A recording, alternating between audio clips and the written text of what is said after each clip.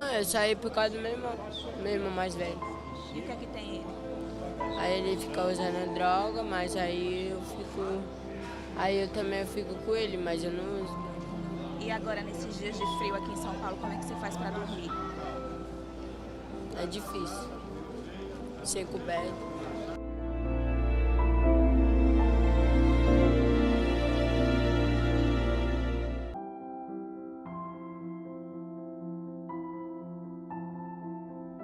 Só sei que meu pai tá na cadeia, minha mãe tá lá em casa. Por que seu pai tá na cadeia? Porque ele brigou com minha mãe. Eu não conheço meu pai. E a sua mãe? Conheço. E por que você veio pra cá? É porque Pode contar. a minha mãe tem doença. Falaram que eu ia pra casa da minha prima. Aí foi, depois ele falou que ia pra Braslândia. Eu desconfiei. A Caixinha tinha falado que ela ia lá pra Braslândia. Aí eu desconfiei e eu fiquei sabendo que ele ia me levar pra casa, lá pro abrigo. Quem me levou foi 2 homens. Aí eles chegaram lá em casa falando que eu ia pra um abrigo, porque lá em casa eu apanhava. Não ia pra escola. Querendo ou não, ela é minha mãe, né? Disseram que ia arrumar minha casa. Não arrumou.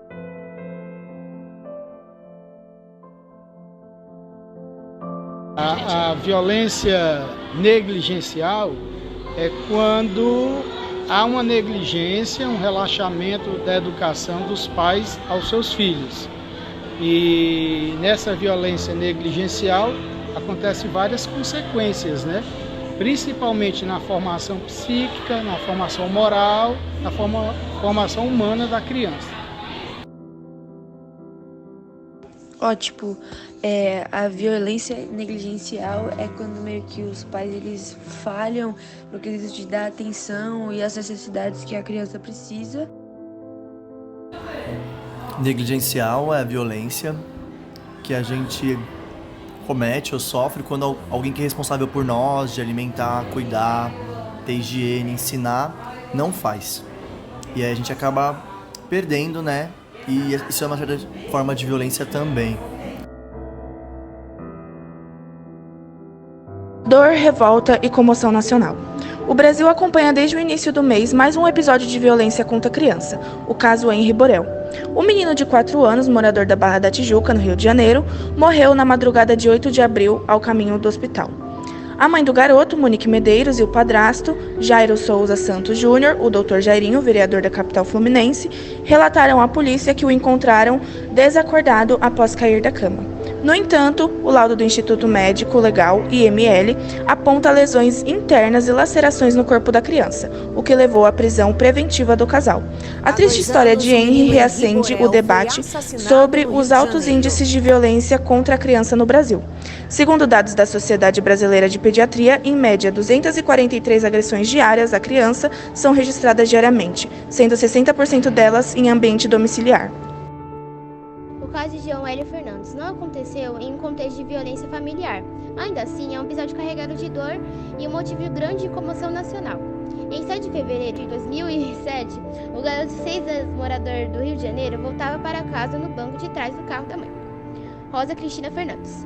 Quando ao parar no semáforo da rua João Vicente, do bairro Oswaldo Cruz, zona norte da capital fluminense, 4 bandidos anunciaram um assalto. A mãe e a irmã mais velha, Aline, de 13 anos, conseguiram sair rapidamente do veículo, mas o menino acabou ficando com parte do corpo presa no cinto de segurança, sendo arrastado por 7 quilômetros. A identificação dos responsáveis aconteceu cerca de 18 horas após o ocorrido. Diego Nascimento da Silva, Tiago de Abreu Matos, Carlos Roberto da Silva e Carlos Eduardo Toledo Lima foram condenados em 2008 por crime de lesão corporal grave resultante em morte, recebendo sentenças diferentes que variam de 39 a 45 anos de reclusão. No entanto, em agosto de 2019, Carlos Roberto, conhecido como Sem Pescoço, foi para regime aberto, após decisão da Justiça Fluminense. A autorização gerou revolta da população e até mesmo indignação do ex-juiz Sérgio Moro, responsável pelo assassinato brutal de uma criança. Embora condenado a 39 anos de prisão, foi na prática libertada após 10 anos. Barata é a vida humana no Brasil. Em outros países seria perpétua, disse o ex-ministro da Justiça na ocasião. O caso de Isabelle Nardoni, em 2008. Um dos casos mais famosos de violência contra a criança foi o de Isabelle de Oliveira Nardoni. A garota, filha de Ana Carolina Oliveira e Alexandre Nardoni, teve o corpo arremessado do sexto andar do edifício London, localizado na zona norte de São Paulo, em 29 de março de 2008. Inconsciente, a menina de 5 anos foi encontrada no gramado do condomínio pelo porteiro Valdoro da Silva. Isabela, que minutos antes da queda estava acompanhada do pai da madrasta Ana Carolina Peixoto Jatoba e 2 meus irmãos, chegou a ser socorrida no local, mas não resistiu aos ferimentos. Nas semanas seguintes ao ocorrido, o Brasil acompanhou o desdobramento das investigações, que apontaram Nardoni e Jatoba como responsáveis pelo assassinato. Diferente da versão do casal, que atribuía a responsabilidade do crime ao invasor, a perícia identificou provas do envolvimento de Ana Carolina e Alexandre na queda, como a tela de proteção da janela cortada com uma tesoura, manchas de sangue no apartamento e sinais de estrangulamento e asfixia. Em Isabela. No dia 2 de abril de 2008, Nardoni e Jatoba foram presos preventivamente pela morte da menina, sendo indiciados no dia 29 do mesmo mês por homicídio doloso qualificado por motivo torpe, cruel e irresponsabilidade de defesa da vítima. O julgamento, que condenou Alexandre e Ana Carolina a 31 a 26 anos de prisão, respectivamente, começou em 22 de março de 2009. 13 anos depois, Alexandre Nardoni cumpriu pena de crime em regime aberto. Direitos às saídas em datas comemorativas, como o Dia dos Pais. Ana Carolina Jatoba, que também teve direito ao benefício, voltou a cumprir sentença em regime fechado em 2020, após infringir as regras. A mãe de Isabela, Ana Carolina Oliveira, lamenta a semelhança do caso de Isabela com a morte de Harry Borel. A morte brutal, os desdobramentos das investigações e a acomodação causada na população são muito parecidos e doloridos. Constatou Ana, que enviou mensagens de apoio a Lene Borel, pai do garoto. Bom, com o cenário atual em que sempre ocorreu, né, mas com o cenário atual de bailes, festas, essas coisas onde muitas vezes não são ensinados os cuidados necessários com tudo isso, acaba ocorrendo diversas vezes, muito mais do que vocês possam imaginar. Agatha Félix. Diferentes dos relatos anteriores, a história de Agatha Vitória Salles Félix não representa agressão contra a criança no ambiente familiar, mas traz luz para outro problema, a violência policial, especialmente no Rio de Janeiro e suas consequências. Em 20 de setembro de 2019, Agatha estava em um Kombi com a mãe, Vanessa Salles, na comunidade da Fazendinha, no Complexo do Alemão, quando foi baleada com um tiro nas costas. A menina de 8 anos chegou a ser levada para uma unidade de pronto atendimento e operada por 5 horas no Hospital Getúlio Vargas, no Rio de Janeiro, mas morreu no dia seguinte. Após investigações, a perícia apontou que o tiro fatal saiu da arma de um policial militar que, segundo a corporação, cometeu, entre aspas, um erro de execução.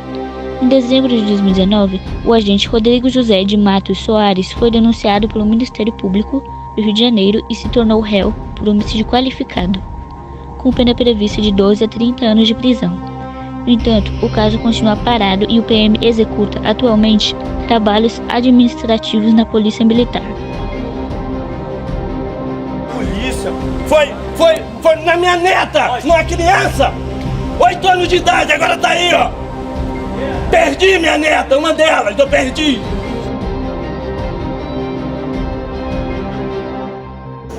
Não, porque eles não foram atrás da informação, eles não procuraram saber. Eles cometem isso sem informação do que está acontecendo, que acham que estão certos, mas não têm certeza. A sociedade não mostra. Não mostra. É pouca informação, não é interessante você ter uma sociedade informada, sabendo, entendeu? Sabendo qual lugar, você tem que ir atrás, você tem que procurar, entendeu? Tem que se informar sempre antes de fazer qualquer coisa.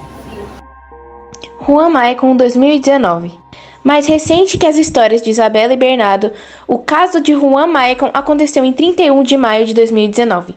O garoto de 9 anos foi morto e esquartejado pela mãe, Rosana Auri da Silva Candito, e pela namorada dela, Cacla Priscila Santiago Damasceno, na casa em que o trio morava em Samambaia, região administrativa de Brasília.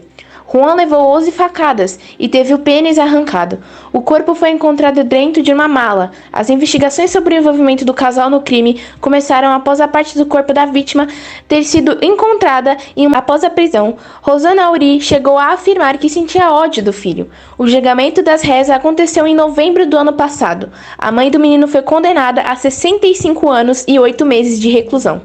Cássia Priscila, de 64 anos e 10 meses. Elas foram indicadas por lesão corporal gravíssima, duplamente qualificada e majorada, homicídio triplamente qualificado e majorado, destruição e ocultação de cadáver e fraude processual. As duas seguem cumprindo pena em celas separadas do complexo penitenciário da Papuda.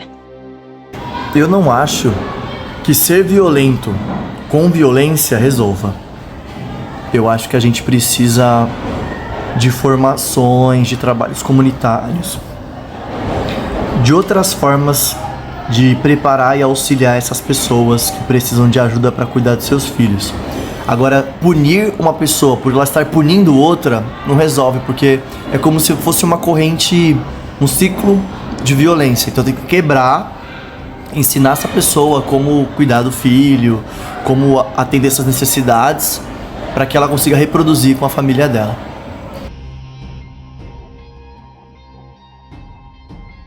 Existe o conselho tutelar que a pessoa tem que denunciar, independente seja da família ou não, ela tem que denunciar para o bem da própria criança. Porque uma criança que ela é educada, uma criança que é criada num ambiente desse, ela vai ter vários tipos de problemas na sua juventude, na sua fase adulta. Ela vai ter traumas, ela vai ter medo das coisas e ela vai se tornar uma criança violenta. E para quem tem medo de denunciar? Que se os próprios filhos que querem denunciar? Não, hoje as delegacias, elas têm as denúncias anônimas, né? Você não precisa dizer que foi você que denunciou. Você pode chegar na delegacia e pedir para que seu nome seja preservado. Você vai dar o nome, claro, na delegacia, mas vai ser preservado o seu nome. Um caso que chocou o país foi do menino Bernardo Boldrini, de 11 anos, também assassinado pelo pai e a madrasta. A morte do garoto, ocorrida em abril de 2014, no Rio Grande do Sul, teve uma herança como motivação. De acordo com o Ministério Público, o pai da criança, o médico cirurgião Leonardo Boldrini, e sua esposa, a enfermeira Graziele Ugolini, não queriam dividir com o Bernardo o dinheiro deixado pela mãe do menino, que morreu em 2010. Eles planejaram o assassinato com a ajuda de uma amiga, a assistente social Edelvânia.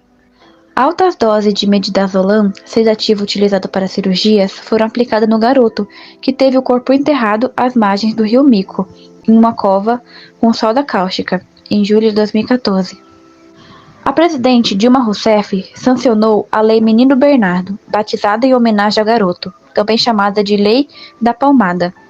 Ela visa assegurar que crianças sejam educadas sem o uso de castigo físico e tratamento cruel ou degradante. Mas afinal, o que é negligência? A negligência é a forma violenta mais comum contra crianças e adolescentes e a mais denunciada no Disque 100 desde 2012. Apesar da quantidade de denúncias, a negligência é um assunto pouco debatido. Essa falta de informação faz com que muitas pessoas se perguntem: afinal, o que é negligência? É uma relação entre adultos e crianças baseada na omissão, rejeição, descaso, descompromisso do cuidado e do afeto e negação da existência. Negligência física inclui a não prestação de cuidados médicos básicos da criança ou adolescente, a falta de alimentação adequada e de higiene, o uso de vestuários impróprios ao clima ou em mau estado em situações que é deixada sem vigilância por períodos longos, o que aumenta os riscos de acidentes domésticos. Negligência emocional acontece quando as necessidades emocionais da criança são ignoradas, com privação de afeto e suporte emocional necessário ao seu desenvolvimento pleno e harmonioso. É a forma mais negligente e mais difícil de se identificar, pois não deixa marcas físicas. Negligência educacional. quando não são proporcionadas à criança condições para sua formação intelectual e moral, como a privação da escolaridade básica, as faltas escolares frequentes e sem justificativa e a permissividade perante hábitos que interferem no desenvolvimento, como o consumo de álcool e outras drogas. Como identificar os casos de negligência? Negligência física. Maus hábitos de higiene pessoal, cabelo sujo e despenteado, piolhos e picadas de pulga. Acidentes domésticos frequentes, emagrecimento ou outros sinais de má nutrição. Falta de cuidados médicos básicos, por exemplo, as vacinas não utilizadas, doenças parasitórias e infecções frequentes. Lesões de pele, falta de proteção contra a violência praticada por outros. Inteligência emocional. Alterações do comportamento com agressividade ou atitudes destrutivas, furtos, timidez excessiva e dificuldade de relacionamento com crianças da mesma idade ou necessidade extrema de atenção e afeto. Existe uma rede de atendimento disponível para a manifestação de casos de violência contra criança e adolescente. O Disque 100, Conselho Tutelar da sua cidade e a Delegacia de Polícia são alguns desses meios de denúncia. É importante lembrar que as promotorias de justiça são também um canal entre o poder público e a sociedade. As denúncias podem ser feitas por meio do Disque 100. A ligação é direta e gratuita e o serviço funciona 24 horas por dia. Não é necessário se identificar e o serviço aceita também as denúncias de suspeitas.